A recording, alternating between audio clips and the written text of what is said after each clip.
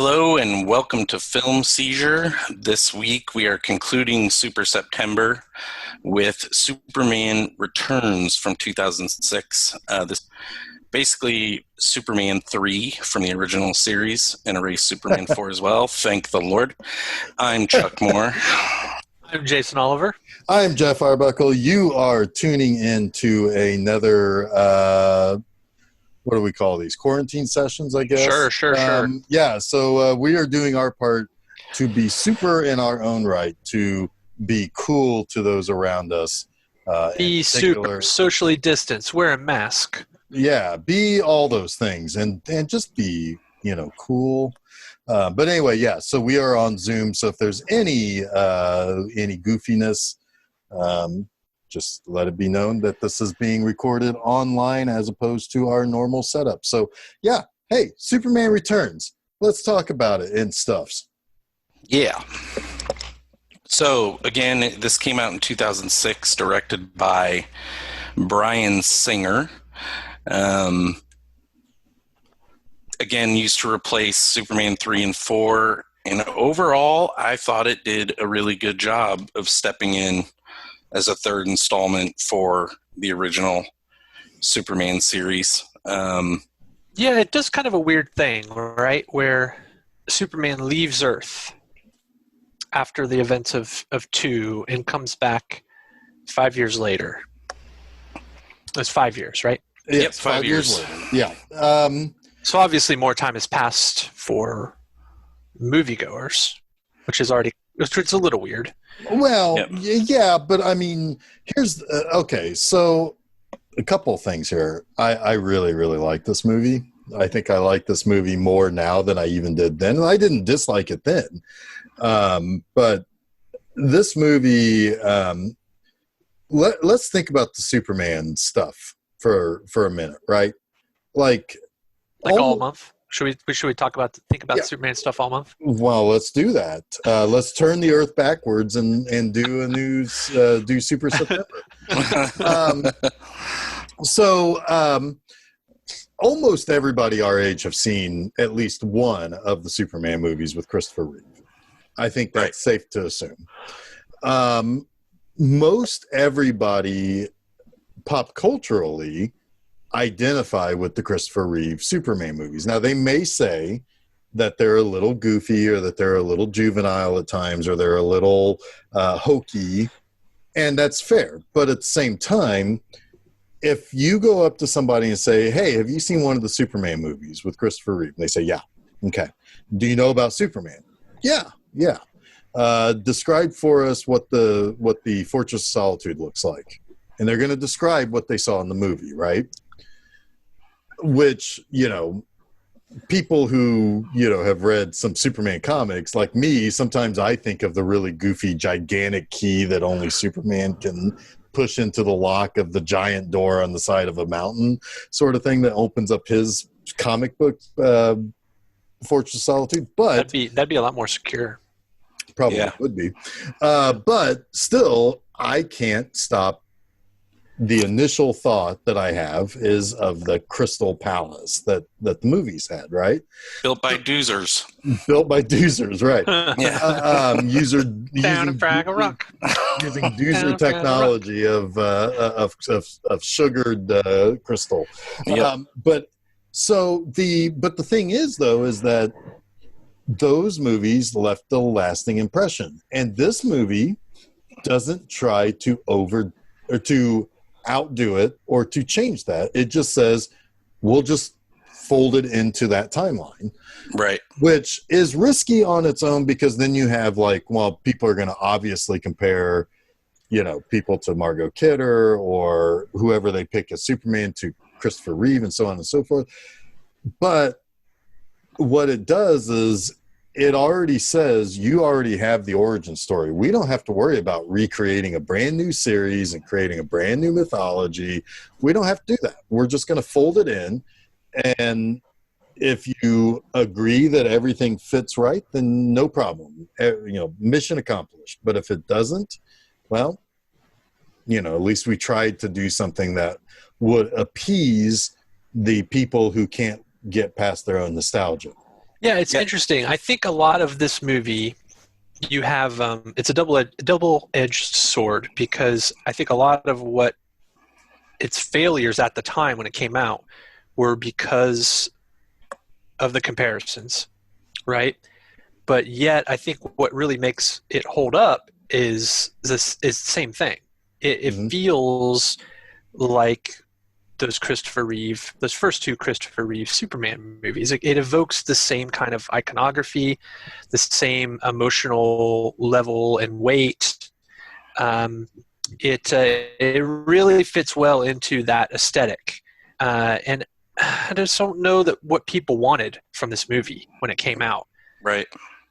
I think another weird thing for me watching this movie, and I don't know if I mentioned this, but I liked it quite a bit too, was the fact that they're using it as a continuation for 1 and 2, but they made it in modern times. Yeah. So people had cell phones, there were computers, there were, all modern technology, which on its own I'm fine with. It was just a little weird making that leap for a character that had just been gone for 5 years. Yeah. But you can't make Superman a period piece, right?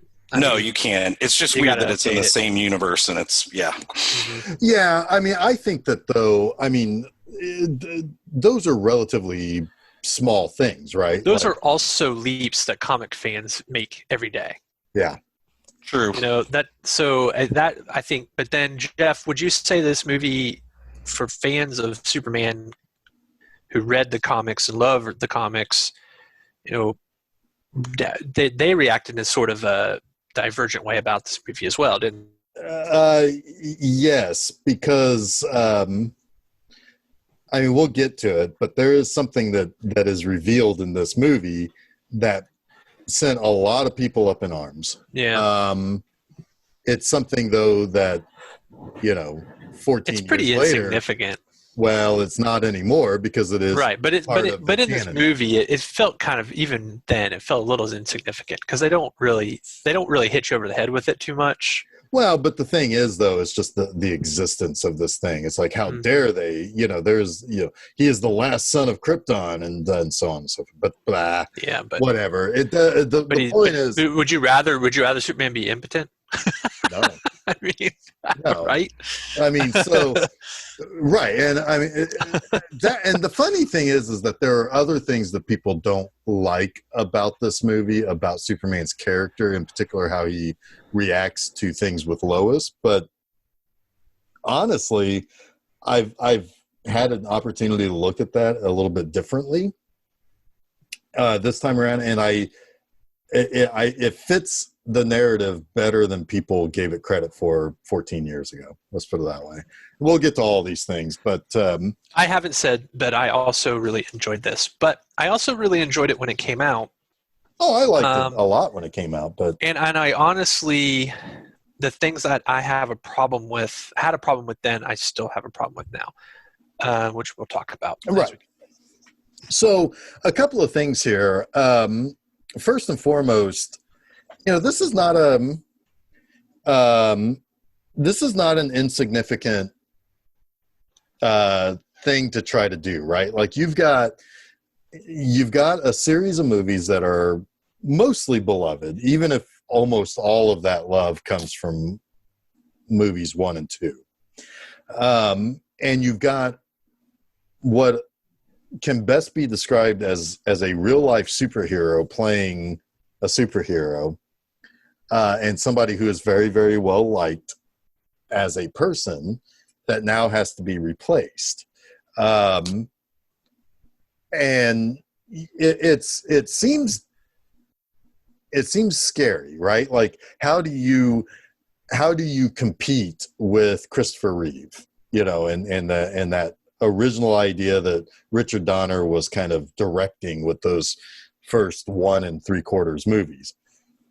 But then I think Bryan Singer and everybody involved did a very, very, very smart thing. And by the way, you do realize who one of the screenwriters was on this, right? Michael Dougherty, who did Trick or Treat and Oh, Oh, yeah. He also did X2 Yes, he did. and a few other X movies. Yep. So so they did something really, really smart. They said, let's not try to compare the actors or try to compare. We'll get somebody who's as close as possible to make people feel comfortable that this is still the Christopher Reeve Superman and Clark Kent. But let's rest on the meaning of Superman. And it's so funny because 7 years later, another guy talks about trying to capture the real meaning of Superman and falls flat on his fucking face over it. But in this, they said, okay, what do we know about Superman? And what is it that makes Superman an interesting character? At least in terms of how we feel about this kind of, this type of Superman, right? So that's what they rested on. And this movie, I feel like, is a gigantic love letter both to the character and to those Christopher Reeve movies, while also lifting up the ideology that everybody should have, whether it's even if it's a childish feelings towards this kind of ultimate savior. And I think that's where this movie really, really, really succeeds. Mm-hmm. Everything about this movie is not trying to outdo or change other than wiping out Superman 3 and 4. But nobody complained about that, right? That's okay. Yeah, that's okay. But they're not going to try to make you think of Superman as something different than what was in that 1978 movie and the 1980 movie. Mm-hmm. What they want to do is they just want to appreciate that, but also capture those thoughts and ideas and feelings and emotions around the Superman character. And that is where this movie just knocks it out of the park, I think. Mm-hmm. And somehow they did it just right, because another guy would say, well, I want to think about Superman and what he could possibly mean in the real world today, and they end up making him out to be kind of an asshole.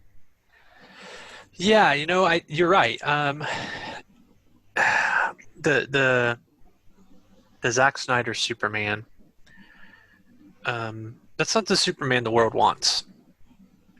Whether or not you feel like that is what would realistically happen, I don't give a shit. Right. I want the dream and the hope of the Superman I grew up with, and who is going to make the right decisions, and who's going to be the shining light of humanity, even though he's an alien, right? Right. And that's not what Snyder decided to do. But that's what Bryan Singer carried through with his film. And yeah, it absolutely shines through. It's what makes you kind of get a little enthusiastic, right? You get that sort of that chill, right? Mm-hmm. That you get sort of with the first Superman. It comes through a lot in this movie in many moments.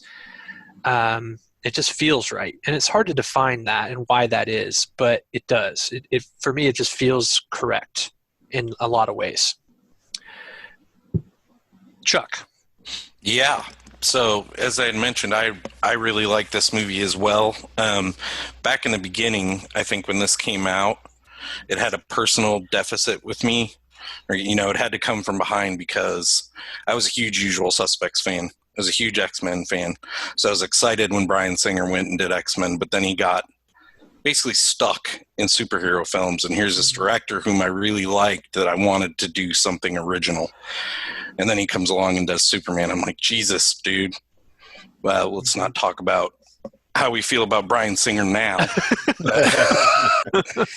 But it was frustrating for me that he moved on to Superman, and I think I gave it far less credit than it deserved then.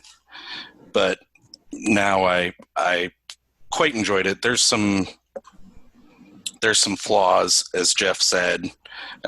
Early on, I have some big issues with Lex Luthor, but Luthor. But it was cool. It was a good idea. Superman apparently goes to find what may have been the remains of Krypton, because some astronomers found something and thought it might be Krypton. So he disappears for a time and comes back to Earth. Basically, all within a few minutes, finds out Lois is married and has a kid. I'm trying to... Well, on top of that, she had won a Pulitzer Prize. Yes. For an article that says, "Why does the world need a Superman?" Which basically was kind of her... It was kind of like a Dear John letter to Superman, really. She's moved on. You know, it's like, hey, he's gone, and we're still here.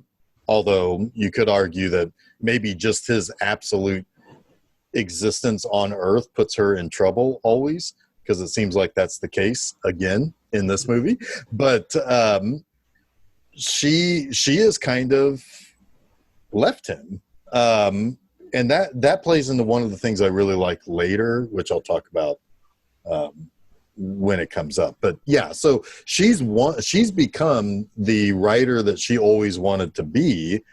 First, by being the person most connected to Superman, and then second, rejecting him at that point. And I kind of like that they use the Lois that is too busy for Clark Kent stuff in this movie. Like, she's always walking away from him. She never, she hardly acknowledges him. Right. It's great the way they use that. Even when he says our relationship, and she's like, relationship? Right. But, yeah, she doesn't really care about Clark. Like, he's just the guy that she works with. Right. In this. And that helps build another narrative that I like in this movie, because I think when it's all over, it's almost kind of gratifyingly freeing of Superman to basically just be Superman and just say, right, I don't really need this over here. Yeah. And as far as character traits being brought over, I like that they did not try to have Brandon Routh act like Christopher Reeve as Clark Kent.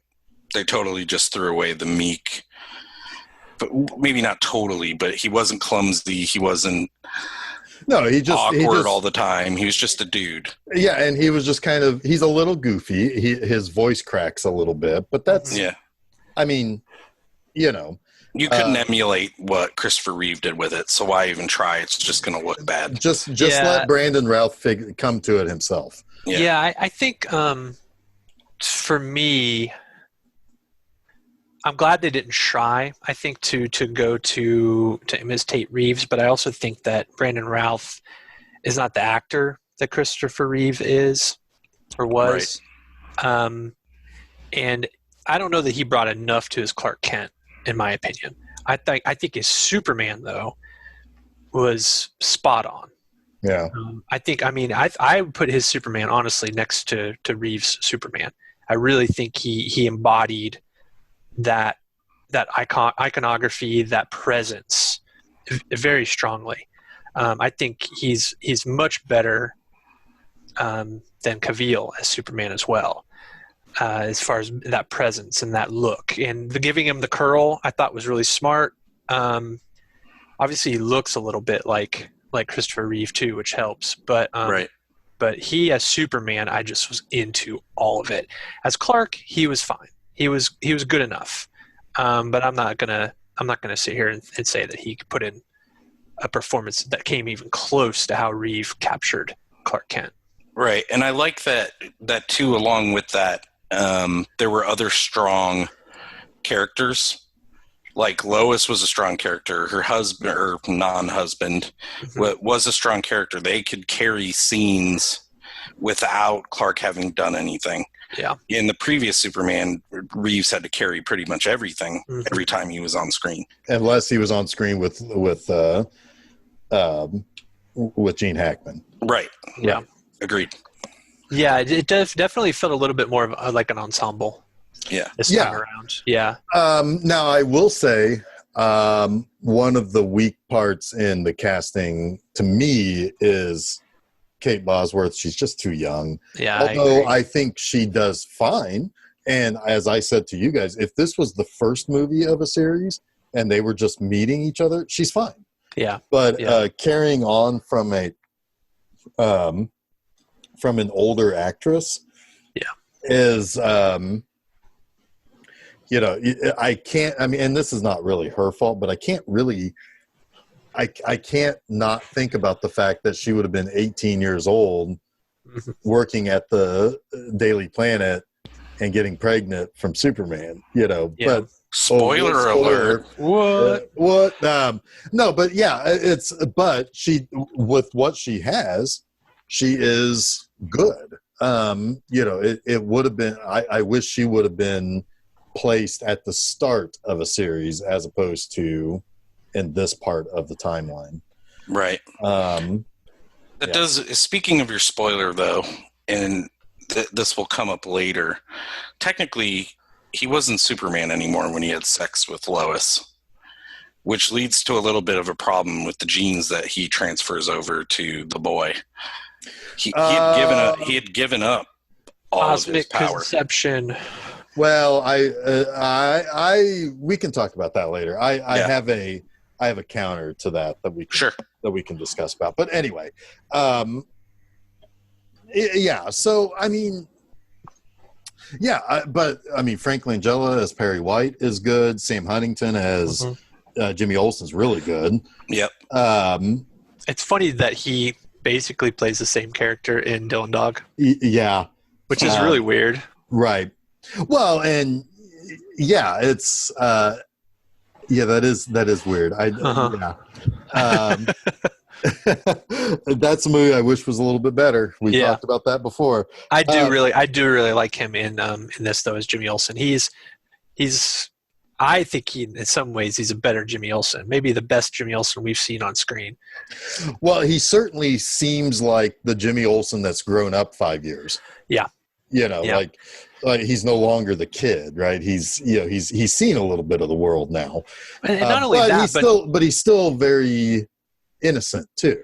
Not only that, but they actually wrote him a role.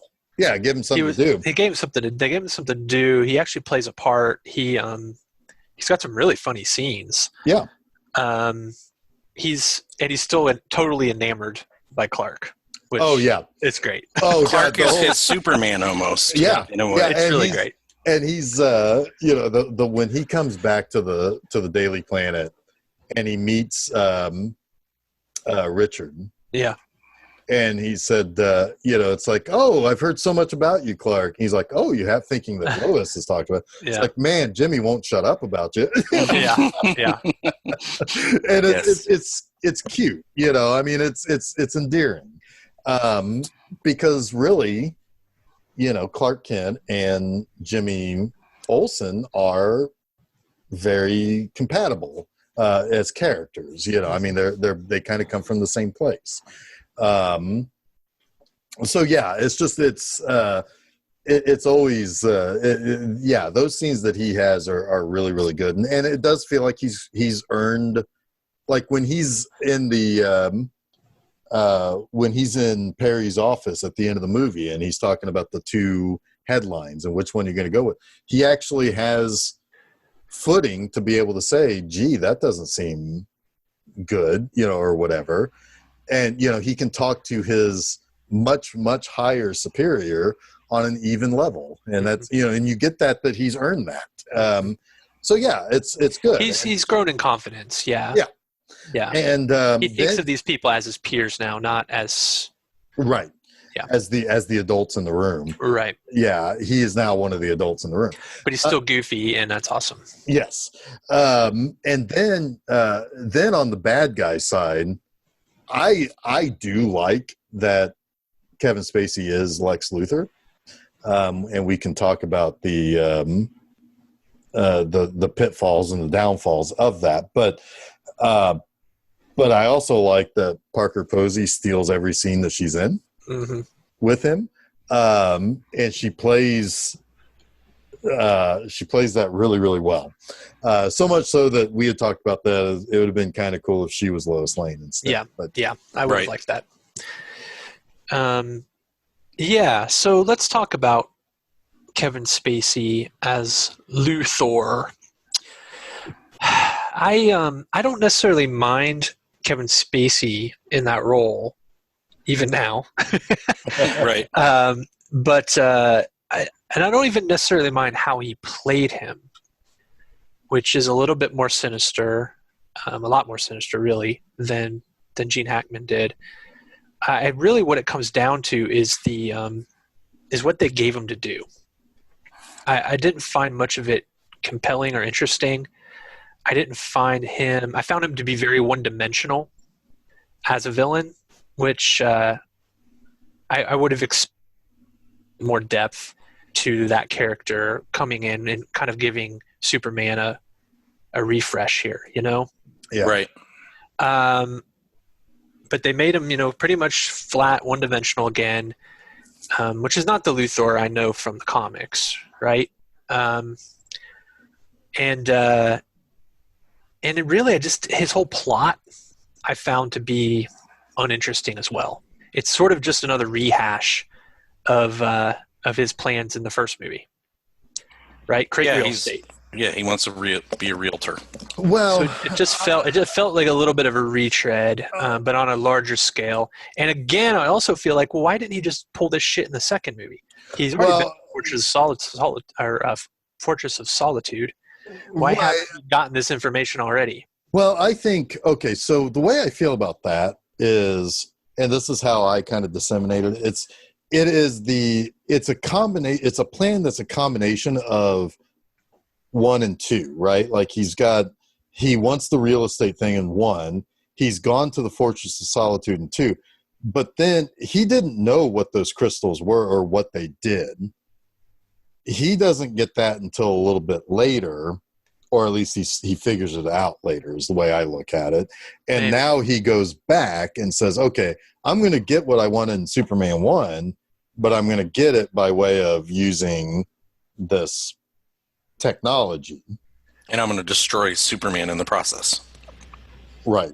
But I think in some ways it feels like, all right, we want to do this continuation of 2. But they didn't have enough confidence to put in another villain. They felt like they had to go back to Luthor. Probably. And I don't think they had to. No, they probably didn't. I mean, they could have had Brainiac do something, or that could have been the whole reason Superman came back.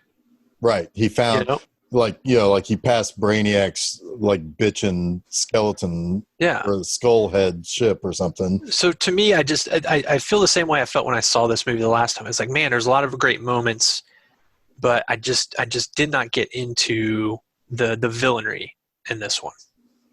That's fair. But there are some moments like Luthor and Lois Lane. That scene on the boat, I still absolutely fucking love. Yeah, we'll get there. Yeah, that's the only time that Luthor and Lois actually had a real scene together. They've been in the same place at the same time, but never actually had a direct one-to-one conversation in any movie. That was a great scene, and I felt like Kate Bosworth was also playing above her age in that scene. Yeah. Yeah. No, and yeah, I agree with that. So let's talk about Luthor's plan. He goes to the Fortress of Solitude. He steals a crystal because he believes if he submerges it in water that it will create another Fortress of Solitude, basically. And this is how he wants to create his real estate, which will destroy the U.S. for the most part, kill billions of people, as he says. And I actually really like the scene where the brakes are cut in the car to distract Superman. So he can steal the Addis Ababa meteorite. Yes, so he can steal that meteorite. Yep. And my daughter was actually watching that scene with me, and you know, Posey is flying. I forget her name in this movie. Kitty. Kitty's flying around in the car, like frantically pressing on the brakes, and you're thinking, like, oh, I thought she'd be faking this. Like, if she was trying to just lure Superman away. But when Superman picks up the car and flies and they don't show him, it just looks like she flies over the thing, like the car does a General Lee. Right. Over. It's Superman picking him up. Brindley's like, she's flying. So that scene was cool. And it leads to Luthor going to the woman's house who he stole all the money from, right? Yeah. By showing marrying her. Yeah, showing her pleasures she'd never known. Oh man! Ooh. When he gives a little girl his toupee, though, and she screams. Oh, yes, I love when kids scream in movies. I wish it was a flying toupee from the third one. Yeah, was it the fourth one? Excuse me. But Parker Posey's so great in that scene because they dip the thing in the water, and she's like, "Oh, is that it?" And he's like, "Not yet." She's like, "It's frickin' Gone with the Wind." Gee, that's swell, Lex. Yeah. No, well, and then when she realizes that one of the dogs ate the other dog, which is so the old lady that Luthor apparently pleasured to no end had two little, what are those, Pomeranians? Anyway, apparently her family just was like, fuck those dogs, we're not taking them with, leave them at the mansion. And then one ate the other one, that's dark, man. I don't even know if I made that connection. Maybe I was taking a note at that time. There was basically that the one dog is chewing on a bone in the middle of a big patch of fur. Oh yeah, okay, yeah. And then she said, wasn't there two of those? And then it goes back to the dogs, and she has that realization. But yeah, it's like, yeah, I mean, she is, she's obviously a little bit of a Miss Tessmacher. I mean, she even repeats one of her lines when he's telling Lois Lane the plan. And he's like, Kitty, what did my dad always say? And she said something else. Or Lex, you're losing your hair, I think was the first thing she says. Yeah. And he's like, no, not that. The other thing. And she's like, get out. Yeah. Was directly lifted from the first movie. But no, I mean, she's I that's one of those characters that it's like, man, I would have liked to have seen more of that character. Yeah, because she does a lot of acting with her face too. Even when she's not talking, she's a part of the scene all the time. Right. She's just standing there. Yeah.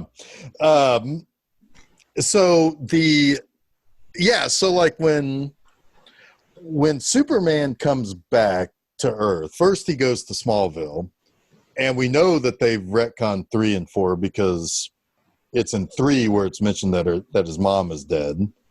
That's not the case anymore. Right. And he crash lands in his ship. There is a scene cut out of him actually finding a big chunk of Krypton that's in the deleted scenes. Why is he in a ship though? I don't get this opening. Like, it's cool. It makes a fire track in the field, kind of like the first one, blah, blah, blah. But what does he even need this thing for? Well, if he's going to Krypton, there's not going to be a yellow sun. So he's going to have a ship. Okay. Where'd he get it from? Well, he built it. I think the Fortress of Solitude built it for him. Because that's another thing. In the deleted scene, it does look like the ship that he left Krypton on, so it's all crystal-like. Okay. Yeah. So I think it was just something that was built in the Fortress of Solitude. Okay, that makes sense. I'll allow it. But yeah, so he finds a big chunk of Krypton, but it's also irradiated, which makes him start to get sick. And there's also so yeah, he has to basically and there's also like it also begins breaking up or something again or whatever. And so yeah, and basically that's what happens before he lands in Smallville again. Okay. But I do like those scenes again in Smallville where, like, you know, he's thinking back to like when he was like first discovering his power. So you get a little bit of Superboy action, which is kind of, you know, that's always welcome. I love it when he throws that baseball and that dog looks at him like, the fuck am I supposed to do with that? Yeah. But you know, the first thing I thought is, holy crap, who does Superman just kill? Yeah, right. Somebody somewhere got beamed in the head Yep. with a baseball. That's it. Jeff hates this movie now because Superman kills someone. I like to think that what it did was it went and it like I don't know, like in the St. Louis or something, and it came in and there was like a baseball game happening, so it like came in and somebody like hit it and it became a home run. Well, there's something else that comes into a baseball stadium. I love this freaking scene. This scene is so good. It's so, because it's everything. This movie is so good at giving you exactly what you want Superman to do. Yep. In every moment that Superman is there, it's like, this is what I want Superman to be. And I love, all of it. It is so Lex tests the Kryptonian crystal in his model to see what happens, and apparently a lot happens, probably a lot more than he expected to happen. And shit starts wait, but what does he do when things start to happen? Oh, he just like starts backing out. He backs out. Yeah, and like he stands behind all of his goons. Yeah, he does like the Homer, like he backs into the hedge. Into the bush. Yeah. But it creates an EMP essentially, and it knocks out a whole bunch of shit in a several mile radius of where he put the crystal. And one of the things it knocks out is the plane that Lois is flying in, which begs the question: how did Lois Lane survive the last 5 years? Really need to know this. I think she had to rely on Cyclops. Maybe James Marsden. No, Richard. Because like she's on this plane covering this new experimental space shuttle that's going to launch off of the top of an airplane. Yeah, like a high altitude airplane. And so they're going to cover that. Now she's being kind of annoying to the lady who's doing the whole presentation, because she's like, if this is such a big deal, why is there only one news network here? And that guy, the camera goes over to that guy and he turns the camera at Lois Lane. That kills me. Because it's like, wait. Lois is big. She's totally big time in it because she's won a Pulitzer. Yeah, totally. And she's getting on the one lady's nerves a bunch. Yeah. But yeah, so like there's like the launch center, the bar that Jimmy and Clark are at, where Clark is actually drinking a beer, commiserating over Lois having settled down with another dude. Yeah. So anyway, continue on, Jason. Well, I mean, I was just going to say I love this scene. It's essentially Superman has to reintroduces himself again to the world in one of the most spectacular ways. He keeps this plane from crashing, and he stops it in the middle of the baseball diamond in the baseball stadium, which is, the great American pastime already. So he's like to the two most American things in the world, baseball and Superman. Reintroduced in this scene, and to the uproarious applause of everyone, and the music and the theme, right? It's just it's Superman. Yeah, it's like damn, and this is kind of like this is what you'd expect from a movie then made 30 years later. How many years later? 19 years later. Well, yeah, I was going to say from the first one, but yeah. Oh, well, yeah. I mean, it's right. It's 30, about 30. 30. Yeah. And it's kind of like you think about the scene where Superman first introduces himself to all the people in the Superman movie, right? And all their different reactions and him going off and saving everyone. Well, it's not quite that, because it's this one big moment, and it is like everybody knows him, and they've lived the last 5 years without him, but now he's back, and it's just it's total euphoria. Yeah. To see, I mean, can you imagine? I was watching it with Susan. I was thinking, holy shit! You imagine just being there Yeah. This thing happening, Well, and then laying the huge plane down in the outfield, right? It's right, like, and then getting on the jumbotron. right. Yeah. That'd be the coolest thing ever. I loved it. I think that was like my favorite part of the whole Oh god, film. and then It might be my favorite Superman moment in all the movies. It If I'm could well, honest. it's yeah. So there's a lot to the scene too, right? Because you see what's going on outside and inside. So so first of all, so when all of the stuff happened and then the electricity came back or all the power came back, it messed up some of the system. The shuttle can't abort its launch, but it can't break itself free Right. from the plane. So it's like it is taking. It's taking them to space, essentially. Essentially, yeah. Yeah. Above the sky. Exactly. Yes. Taking them above the sky because that's where things happen. Yeah, I hope that filters into every episode forever now. I'll try. I'll do my best. So they're rocketing off. So Superman first has to detach the shuttle and then guide the shuttle away, and he throws that into space. And then he realizes, oh shit, that plane is falling back to Earth now. So he's got to go and stop that, and it's spinning. Lois is getting thrown the hell around. Yes, yeah, and she has to look down on that one poor guy who's like has to be thinking, God, I hope she doesn't land on me. Yep, and I love it when the phone is coming at her really slowly because they're kind of in a zero gravity moment, and she reaches out to grab it, and then the plane starts spinning. Yeah, into the wall. And that's when Superman basically starts flying after the plane. Right. So he's got to. So now he's got to accelerate after the plane. He has to try to stop the spinning, but he can't because the force of the spin plus the force that he's putting against it just tears that fucking wing off. So then he's like flying back, and now he has to go back to, and he has to go through the wing, I think. And so he chases after the plane some more. Then he gets ahead of the plane, but he's having a hard time slowing it down. Well, once he finally gets close enough to the ground, of course, the baseball game underneath, the guy pops up a ball and everybody looks up and there comes the plane. That's awesome. It's super awesome. But then when he's like catching the plane, it there's that one really cool like rippling effect. The metal ripple. Yeah, it's great. Yeah. Yeah, because that makes sense, right? Like you can't put pressure on something without it affecting everything else that's connected. Right.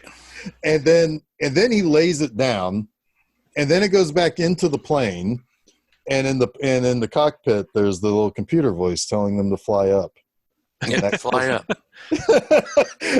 And then I also like Lois's reaction to seeing him. Yeah. Oh, everybody else's reaction to like when he asks her if she's okay and they all turn to her. Yeah. That's great. Wait, you know Superman? Yeah. And then of course he delivers the, statistically it's still the safest way to travel. Yes. Brilliant. And it's perfect. So perfect. And then he hears everybody's cheers and he seems pretty pleased with himself. I would be. Did you see what I did? And then Lois faints. And then she faints and falls down the little the It's inflatable great. ramp. That's great. It's great. Yep. And then he goes on a little bit of a rampage after that. Let's see. Did I? He stops the people who have that fucking gigantic like rotary gun. Oh yes, So this is maybe the most Superman-y Superman thing ever. It's amazing. These poor security guard bozos are going to try to stop the guy with the what is that? It's like a Gatling gun, right? But it's like a high caliber Gatling gun. Yeah, and first he's blowing away some cops. So the security guards are like, yeah, we got this, and they bust open the door and they try to shoot the guy, and he's wearing, of course, a bulletproof vest. So he's like, oh, hey, you want some? So he turns it around and he starts, and they do it in slow motion where you start seeing the bullets come. And just as it speeds back up, you see somebody flying by, of course, it's probably like Green Lantern or something. It was Nuclear Man. Yeah, it was Nuclear Man. He's turned over a new leaf. Yeah. Like it's dark. Superman. But it was nighttime, so he wouldn't have had any powers. Yeah, he just fell on the ground. Yeah, he's flying. So then, and just as it goes back to regular motion, you see the bullets bouncing off the S, and that's awesome. And I love the fact that they actually show what it's doing with the bullets, like hitting other things. It's so cool. Yeah, and then he just walks towards the guy, and the guy runs out of bullets, so he thought, hey, I'll just shoot this guy in the eyeball, and it just squashes up against his eye, and then he just gives him a little grin like, yeah, you're fucked. Yeah, my daughter, You're super fucked. My daughter again at that scene was like, oh yeah, you just shot him with 1,000 bullets and you think one of the eye is gonna hurt him. Yeah. Yeah. Right. She gets it. She gets the whole Superman thing. Right. Now if this was the old Superman, the guy would have thrown the gun, and then Superman would have been like, whoa. Whoa, I gotta get out of the way. Yeah, whoa. Can't be about that. That gun's made out of kryptonite. Yeah. So Then that, I think, is where I started really enjoying the way they're showing and capturing his powers. Right. It's something that they didn't really have the advantage of doing 30 years ago. Right. And now where technology is caught up, and I mean, this movie's 14 years old now, and it still looks freaking amazing. Still looks pretty good. And all of those scenes looked amazing. And it's the first time I think you really got to see Superman be the Superman of the comics, in my opinion.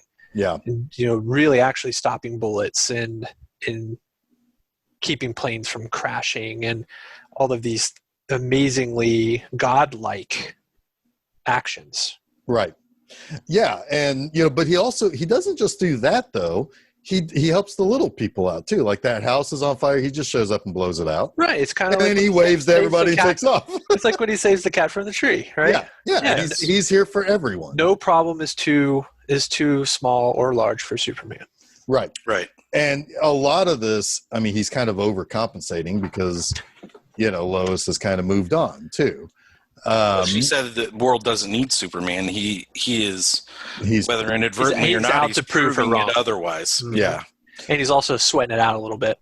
Yeah. Yeah. And these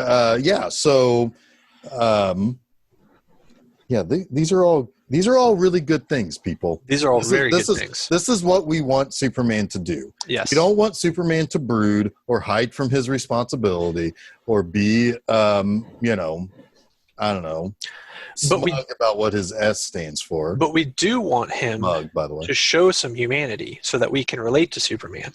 And they do that here. And they do. Yes, they do. So how does he deal with Lois moving on? Not well. Not well. He drinks a little bit. He doesn't destroy whiskey bottles with peanuts, but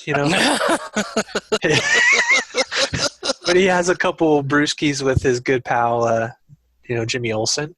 He does do something I don't like, though. I agree. He spies on Lois and her family. So okay, that brings me to something that I was going to talk about. Now, there's a couple different ways I think you can view this, and I'm curious to hear Jeff. So here's the thing about that. That is one thing that a lot of people were like, "Oh, Superman doesn't do that." Well, creepy voyeur Superman, was what a lot of people were talking about. Right. And so here's the thing. And when I was watching this, I was waiting for that moment, right? When he goes to spy on her and everything. And it's like, here's the thing. It's been 5 years, right? To him, it's been no time at all. But to her, the world has moved on. Right. And he's coming back into a situation where he's no longer relevant. And it's not sitting well with him. It's not, it's like, he's having a hard time with that. And he is a little stuck in the past, which is kind of leading into a little bit of obsession. And I'm not saying that that's the right thing to do for anybody. That's not what I'm saying at all. But, right. But what I am saying is that when you come back, after being removed from a situation, maybe you're not in the right place. And at least when he goes back, what he finds out is that, this Richard guy is pretty decent guy. That's what I was going to say, Jeff. To me, seeing it again, it felt more like, yes, he's curious and he's upset, but also he wants to check in. He wants to make sure that she is happy and that this guy isn't bad for her. The only mistake that this scene makes, though, is that he leaves hearing her say that she never loved him, which makes it seem like now he's the creepy voyeur, where he could have, like, if I would have re-edited that, or if I would have changed it, I would have said make him leave before she says that. Yeah. But this is another thing, and I'm going to speak for my daughter again. When Richard is asking her that, they're kind of building up this idea that maybe Richard isn't the best person, and Lois might not be happy with him because she seems frustrated the first time he shows up. Yeah, and she's like, "Where's my kid?" and blah blah blah blah blah. And when Richard asks her, like, "Did you love him?" Brindley was like, "Well, why does he care? That was in the past. It doesn't matter. It was before him. Yeah. Why does it matter?" Yeah. So it made that scene a little cheap. Yeah. For me. And I think that may be one more little rewrite on that scene would have changed the way that was delivered, or at least the way that played out, because I don't think he really does care, but I think he recognizes the fact that she is connected to Superman. It was a little plot convenience to get Superman to hear her say, "I don't love him," or "I didn't love him." Yeah. Right. And there's another plot convenience coming up very shortly that kind of frustrates me too. But I would have preferred if the scene had resolved with him being satisfied that she loved Richard. Yeah. Yeah. Right. She could have very easily said, you're my, whatever. You can make it as flowery as you want to say, basically, you're the future and I'm, Right. And that was my past, or something. And the movie does, to some degree, can play out that way. Yeah. There is a moment where Superman kind of measures dicks with Richard when he wants to take Lois flying later. And Richard, and she says, "Richard takes me up all the time." And he says, well, not like this, right? Right. Yeah. And so there's a little bit of still like he's competing for her affection. And of course he is. He still loves her. But the Superman I know should, sorry to interrupt there, the Superman I know should be happy that she's happy. Sure. But I think that he's still reconciling with that. Yeah. And I don't think that one moment 5 years later of him seeing anything even if that scene did resolve that way, I don't think that it would still yep, you're right. I'm going to move on now. I think he can still be Superman and still be in love with her and still I think the moment that changes that whole dynamic, though, is he goes to save them, right? And he realizes that Richard was there and not him. Yeah. That is important. That's an important thing to happen, right? Right. And then that's when he realizes she's in good hands. Yeah. It's like, she doesn't really need me. Her world does not need Superman. And I'm glad he made that decision then to go, and this is getting ahead of it, but when Superman made the decision, he looks back and he's like, nope, that's just two people. 1 million are going to die. 1 billion are going to die if I don't go back to New York. There's a great moment, too, between him Metropolis, and Richard, excuse me, where he looks at Richard and he says, do you have them? Yeah. And he says, yes. He said, like, okay. And then he lifts him up out of the ship. Oh, that's a great. There's so much double meaning in that I just really like. Yeah. The Richard character is a really good character. They play him so nice and so good that what makes it such a great, impactful character for the entire movie is that he is somebody that Superman cannot compete with. Whereas before, everybody couldn't compete with Superman. Even Clark Kent, who is Superman, couldn't compete with Superman. Now there's somebody that Superman cannot compete with. Right, because Richard's sole priority is to protect Lois and the boy, which can never be Superman's top priority, or he's not Superman anymore. Right. Exactly. Yep. And that's so smart that they did that. And they didn't, like, Lois has moments where she almost falls back into the old routine, but they don't just make her throw away Richard, and that's really, really important. And that's because if she did that, then Superman shouldn't feel proud about that. No, it'll cheapen her character a lot more than it should too. Right. It would cheapen her a lot more than that character was already cheapened in earlier movies. Yeah. Right. In a lot of ways. Yeah, this is a far better version of Lois than Superman 1 and 2. I totally agree. Far better version of her. Right, Yes. because she now has a complete world around her, whereas before she was doing everything for herself. She can't do that anymore when you have a little kid, Right, and she's still struggling with that at times. She forgets to pick him up. She's just parenting stuff, But and she's still a little self-absorbed, right? I mean, the whole scene on the airplane illustrated that, right? And her self-importance. But yeah, she's grown. Yeah. But I like that they make, speaking of the airplane scene, they make her a hero, kind of, when she helps that girl off the ground. They make Richard a hero. They make other people heroes in this movie. Yeah. Instead of just Superman always saving everybody. Well, it's I think that was partly what her article was about. They just don't read it to us. Yeah. Or we don't see it, but what we can help one another. We can help one another. We can be the ones who lift the other one up. Yeah. And I think that's what her article was about.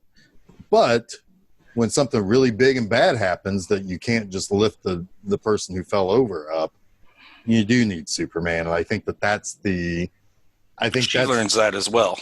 Right. That's the moral of the story at the end, is that, it is nice to have Superman when you can't do the things that normal people can do. Right. But Superman does not have to go around and blow out house fires, but he can be there to lift a giant piece of Krypton out of the water and throw it into space, so yeah, I mean, there's that balance, and that's what Superman should be, right? I mean, that's what the comics should be about. Like, yes, Superman should punch the alien guy, but he does not need to be curing cancer or whatever, He does not need to be utilized as an individual against all problems. So yeah, I mean, it's the first time that balance has really been properly displayed, if that makes sense. Yeah. Yep. So at this point, Lex Luthor has the crystals. He tosses, or he shoots one into the ocean, right? And he's gonna shoot it into the ocean in a tube of kryptonite, so that when it creates the island mass, it's basically a no go zone for Superman. Right. It's the whole structure is irradiated with kryptonite. Yeah. Yep. It's not going to affect normal people, but Superman can't go there, which kind of gives Lex that satisfaction of, well, at least there's someplace Superman can't be. Right. Also, though, I do find it interesting. How does Lex get out of prison? Superman's not around to be at his parole hearing, which I liked that too, because that when he mentions that he missed his court date. Yep. Yeah, and when Superman is not, that gives Superman a reason to understand that he does have an impact on the world. So yeah, I mean that's important as well. So the Lois gets a bead on where the center of the epicenter of the EMP came from. Yeah, and she figures it out that it's coming from this yacht. She desperately wants to have that story. And she's supposed to be covering Superman, but she wants to cover that story because it's the bigger story. Well, it means a little bit more. It's not the sensationalized story, right? And she follows a lead to the yacht, Yes. And she's on her way to the Pulitzers with her kid. So she drags him along the way, which is typical irresponsible Lois. Now she's not only endangering her life, she's endangering her kid's life. But she gets to the yacht, and she's looking around, and I love this. This is creepy Lex kind of stuff here, right? Oh, God. Him coming out of the bathroom, though, is fucking fantastic. Oh, it's great. But but before that, because she sees the toupees on the mannequin head. Little Jason says something like, "Hey, mommy, what are these?" or something, or like, "Hey, look, wigs," or whatever. And she's like, "We're leaving," and then she turns to leave the room, and Lex is coming out of the shower. Yeah, and the look on his face is like, "Miss Lane." No, he's got the toothbrush in his mouth. He's like, "Lois Lane." It's a great moment. Yeah, it's the one most Gene Hackman that Kevin Spacey is in the whole movie, for sure. But yeah. And then that leads to the really great scene where the exposition dump of what Luthor's plan is, explaining to Lois and to us, what his end game is on the yacht. And he really plays this well for kind of a tropey scene of the villain explaining their big plan. His way him and Lois play off of each other is really, really good. And I really like that exchange. It was in the trailer too, but I really like that exchange where he's kind of baiting her to say that Superman will stop him. Right. And his reaction and his interruption to that, and how very angry he is. Yeah, it's like, no, I've got him this time. Mm-hmm. Don't give me this shit because I've won this. And she doesn't know that he's already basically going to win because of the kryptonite plan. But one thing I do like about this, they do mention earlier, like very early, I think it's Kitty who says, "Yeah, I don't really like your friends. Like they're kind of creepy or something like that." I wrote that line down actually. And she's like, when you're in prison, these are the only people you meet. Basically, prison is a creepy place. Yeah. One must make creepy friends to survive. That's what he says. Yep. And he talks about having the sharper item in his pocket, right? And when is it Cal Penn that's making the Krypton tube? Yeah, the little kryptonite tube. Yeah. Little kryptonite condom. Yeah. And then he sees like the little jagged piece of and he reverts back to his just base criminal instinct of grabbing that as a shiv. Yep. Really kind of twisted into Superman that he's won. Which I think is, it is a lot more sinister than Gene Hackman was. But oh man, it's Spacey in that white trench coat too. Yeah. That is pure Lex Luthor. Yes. Yeah. That's that. Yeah, I can see that in comic book form right now, or in the animated series too. Yep, for sure. So he's. He is darker, and he's lived with 5 years of not being able to get past Superman, whereas Lois has moved on, and to Superman, none of this has changed. Everybody is still the way they were when he left. So you got that interesting kind of trifecta of how the whole world is perceived through these three characters.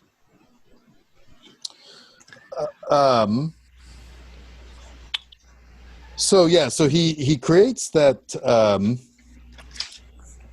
He's going to go out and he's going to launch that thing, right? And then he,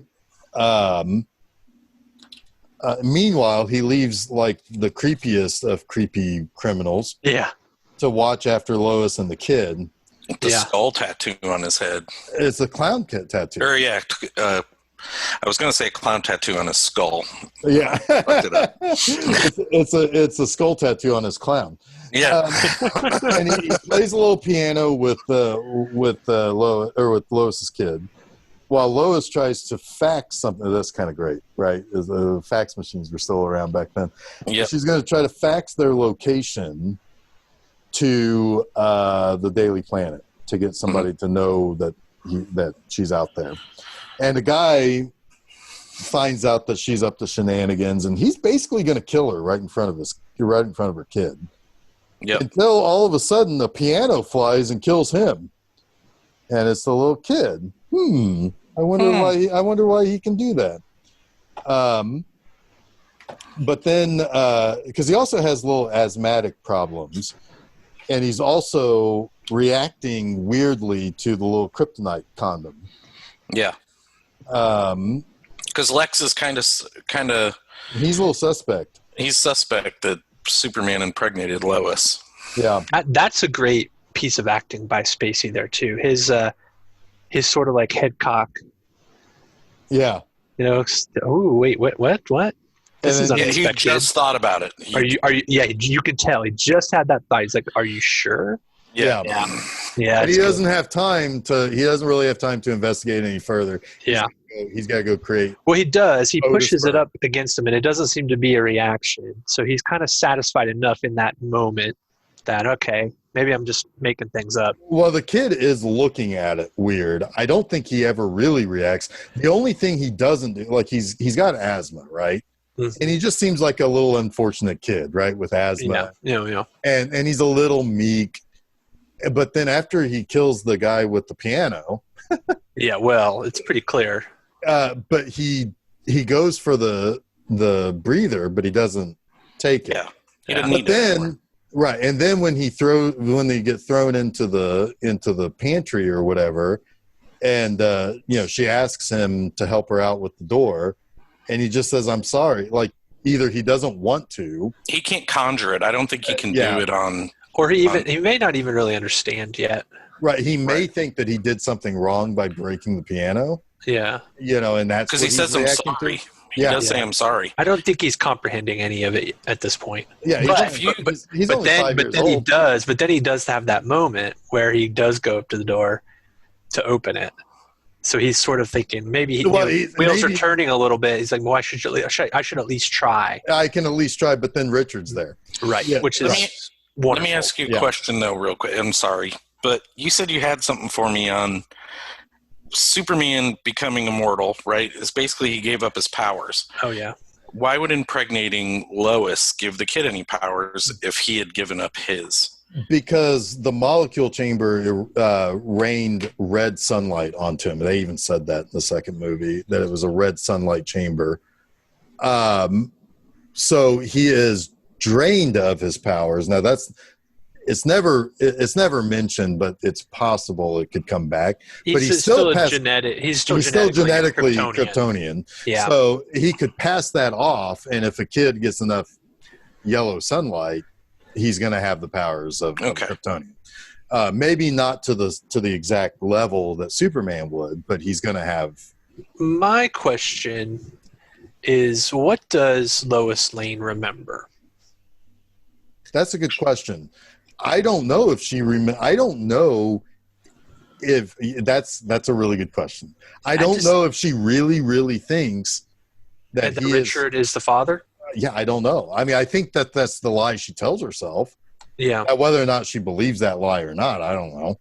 Because that would be some pretty good timing. She would have, had sex with Richard around the same time, not that long after her and Soups got down in the sex bed in the Fortress of No Longer Solitude. The Bangitude. Fortress of Bangitude, baby. Yeah. But I think she remembers loving Superman.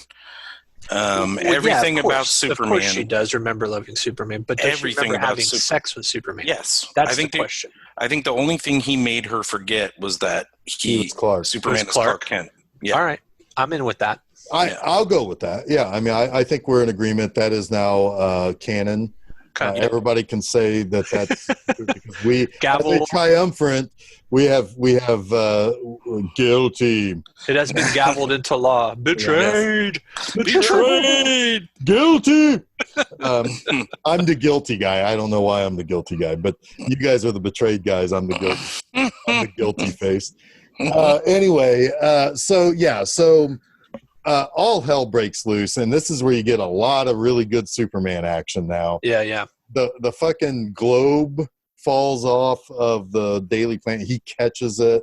That's so iconic. Fucking brilliant. Yeah. And of course, I think that's the first time that Perry White actually says Great Caesar's ghost Yeah. in the movies. Pretty sure. And it's so good too, because it's like, oh yeah, that's right, Superman's back.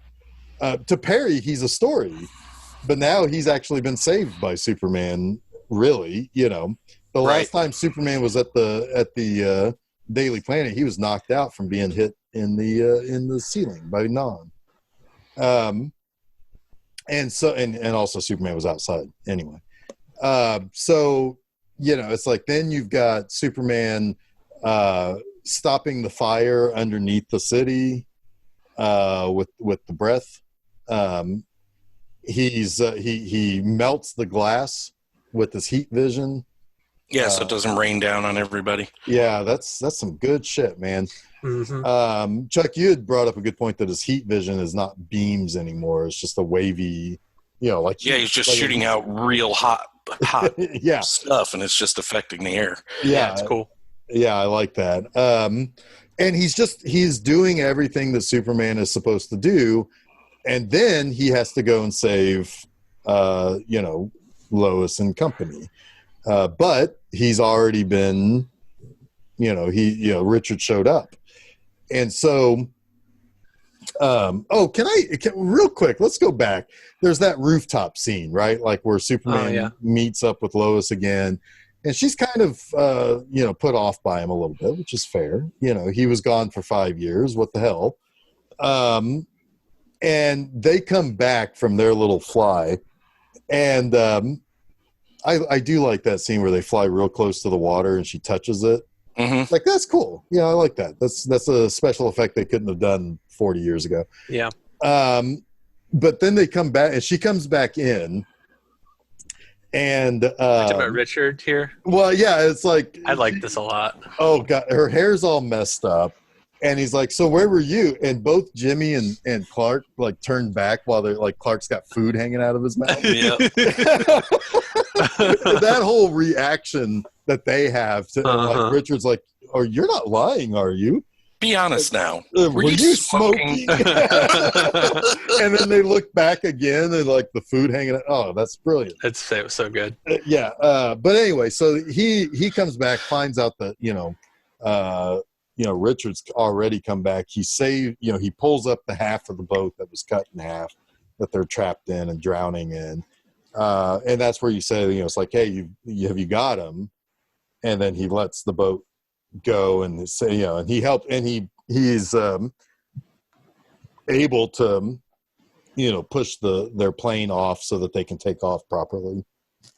Well, and then, Superman goes back and, faces off with Lex, realizes that he doesn't have his powers.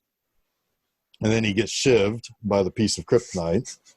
And it breaks off in him too, which is, that's pretty gnarly. And then I like that for once Lois saves Superman because he's thrown off the island and into the water, and she asks Richard to go back for him. Yeah, because, like, he's going to die otherwise. And he agrees that maybe it is a good idea to go back, and they save him for once, and that's kind of nice. I like that. Mm-hmm. Because Superman, for all the great that he is, he can't always save himself. And so eventually he just decides that he's just gonna tear that motherfucker right out of the ground.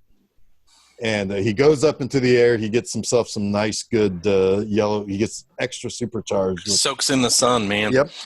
And then he goes underneath fake Krypton and yanks it out of the earth.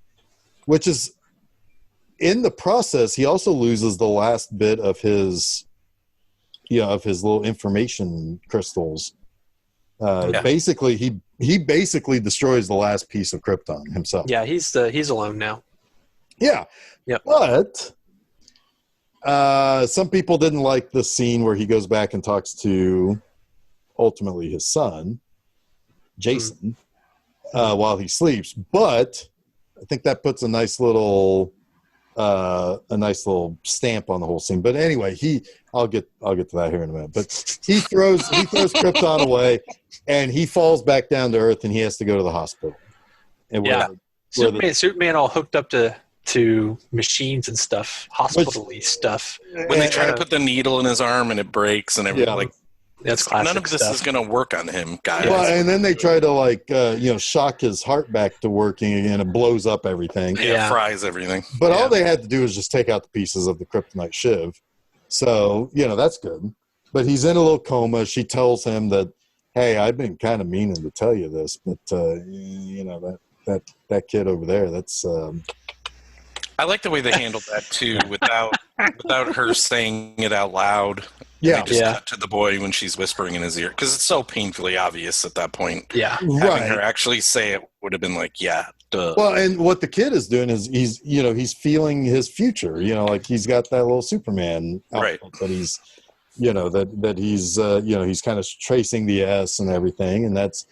So he goes after he gets all better, and he just leaves the hospital. He's like, "Fuck you! I'm not going to pay these bills. I don't have good insurance. I'm bankrupt." Oh man! So he probably can't afford that bill. Not even Clark Kent can afford that bill. Maybe he'd get enough from GoFundMe to He could launch a GoFundMe. Yeah. But anyway, so he he goes and he kind of gives the same speech to Jason that Marlon Brando gave him, right? Yeah. And it is, it's like Krypton has been, everything of his past is destroyed, but a piece of his future is here. Yeah, I like that. I think that's really nice. And he comes to terms because he goes outside, like he leaves, and the little kid's like, bye, or whatever. And Lois realizes that he's there because she's trying to smoke, and he doesn't blow out her. I like that part where she was waiting for the flame to be blown out. Yeah. Yeah, and so she's like, so are we going to see you around? And he's like, well, I'm always around. Mm-hmm. And he's kind of come to terms that he's not going to be with Lois, but I think he's okay with that. Obviously Richard's a pretty cool guy. He went back and helped save him. It's like, hey, I like that guy. And the rest of the audience were like, hey, we like that guy. Lois shouldn't leave that guy. Yeah, right. And it's it is a little sad of an ending, right? Because it's like he doesn't get to have Lois, but he does realize he can have whatever he wants. Yeah, Superman shouldn't have everything, and he shouldn't have everything he wants. No, but he could go out and find somebody new, or like Alana Lang. Like Alana Lang. Yep. Yeah. Hey, I'm way overdue for my 15th. Well, he's 20. Maybe the 20th is happening. Yeah, maybe it's like, hey, oh shit, I'm gonna go check in on that hot redhead. But it's but like I said, he's no longer really torn between two worlds. All of Krypton is gone now, and now he can just be he can be Superman, he can be Clark Kent.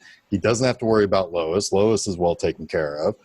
He's got a kid, so he knows that human touch is not completely and totally impossible. Mm-hmm. And now he can just fly off into the horizon and be happy.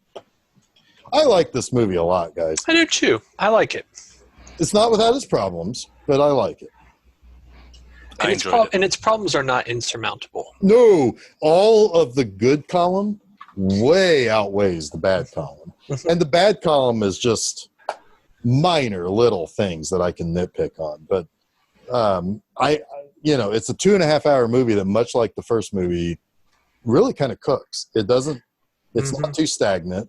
It's moving forward. When it does slow down, it slows down for a purpose. Oh, I wrote a note that I really like.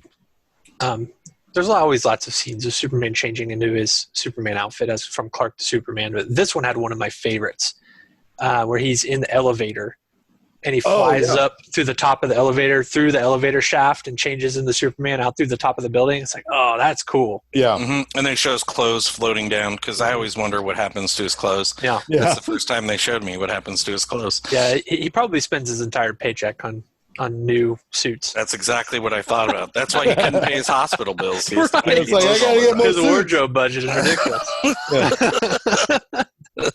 It's like he is constantly at the Goodwill hoping that somebody found his clothes, donated them, and then he can pick them back up. Buy them back, for like $5 a suit. So this was originally supposed to have a sequel. It is left open for, Lex Luthor's stuck on that little atoll with Kitty. Yeah. Mad at her that she got rid of the final crystals because she doesn't want him to try this again. So she does the right thing. And he got rid of one of their coconuts. Yeah. I'm surprised that there wasn't a teaser in this, to be honest, for the next villain. Like is often done, especially in the 2000s. Yeah, I think this actually preceded a lot of that. So they weren't banking on a sequel. They hoped for a sequel, but Warner Brothers doesn't really handle this all that well. They don't really think ahead very well. But they were not overly pleased with the worldwide box office take. They did hear fans kind of complain about Superman being a dad, and Superman shouldn't be a dad. Well, guess what, motherfuckers? He's a dad now, and it's canon. Tough shit. Yeah. And do we want to get into the weeds on that? How that happened? Let's get into the weeds. Sure. So there was a thing called the New 52, right? Which wiped out the post-crisis world of DC Comics. The Superman of the post-crisis world was not wiped out with the New 52. He lived incognito with the Lois of the post-crisis Earth. Okay. They had a child, Jonathan Kent.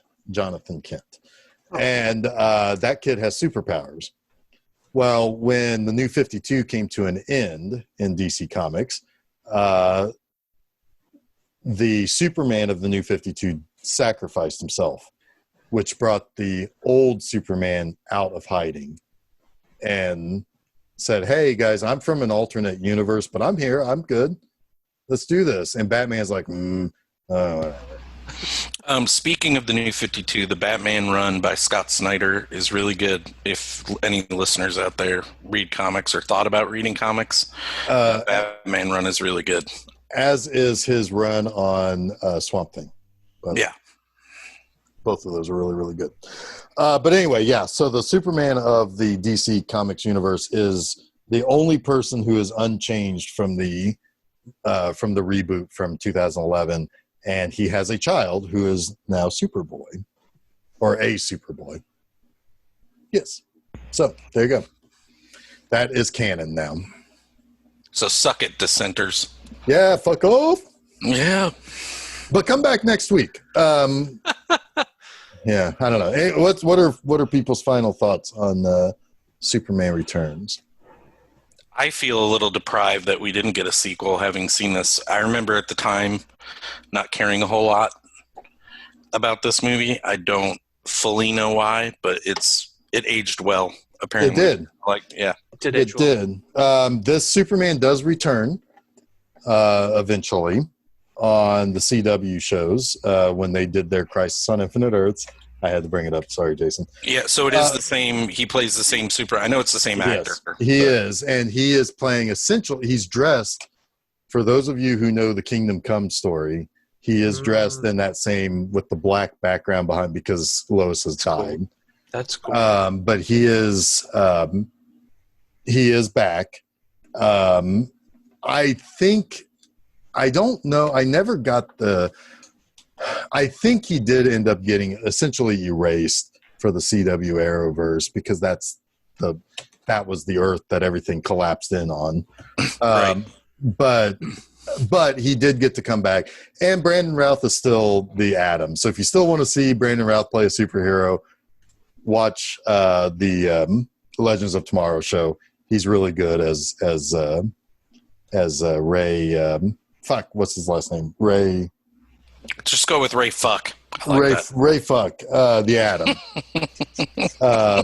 Ray Palmer. God damn it, there it is. Ray Palmer. Yeah, he's really good as Ray Palmer. He got his start on an Arrow episode. And he's Brandon Routh is just a charming actor. I like him a lot. I like him too. Yeah, I wish he got to be Superman a lot more. Mm-hmm. Anyway, Jason, what were your any final thoughts from you, Jason Lane? You are that kid grown up, aren't you? Yeah, that's me. Superman now. Mm-hmm. No, I mean, I think we've covered it all. I really liked it. The one little moment I liked a lot was the Perry White line. These were shot by a 12-year-old with a camera phone, and it's the Action Comics #1 Superman holding the car. Up. Yeah. I always liked that, and I liked Jimmy Olsen kind of took that personally. Yeah. Right? Well, because and then he gets that. Then he gets the even more, or later more, maybe not more iconic, but equally iconic shot of Superman holding the Daily Planet globe. Yeah. Yep. Great Caesar's ghost. Yeah. Yeah. So, Jason, where are things found from Film Seizure point of view? FilmSeizure.com is home base. From there, you will find links to all of our episodes hosted on SoundCloud. You can also read our writings and things. You can get to the Monster Monday episodes from YouTube. You can also see all the places that you can subscribe to our podcast. So if you're a person who likes to listen to all the podcasts on TuneIn or Apple Podcasts or Google, we're on all those places. So click and subscribe. Same goes for Spotify, YouTube, and Stitcher. There you go. We're also on the social medias. So check us out on Twitter, Facebook, and Instagram.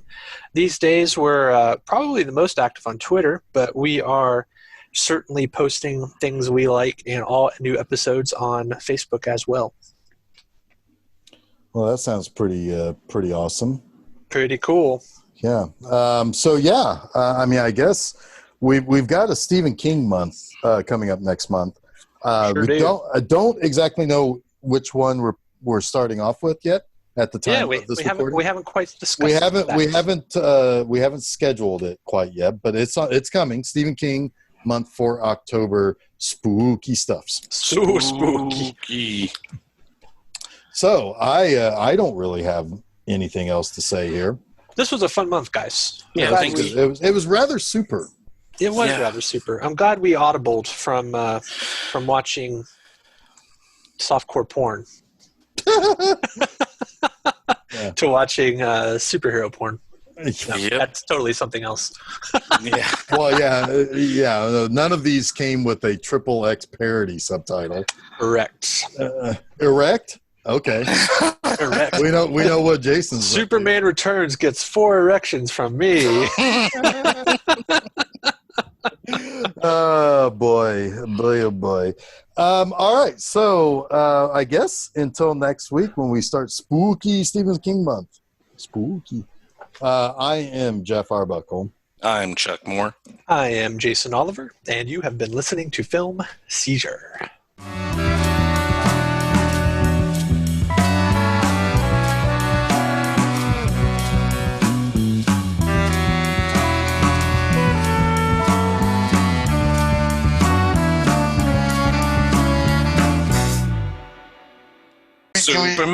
Superman does whatever a super can. Flies real high in the sky, does some stuff, punches guys. Watch out, here comes a Superman.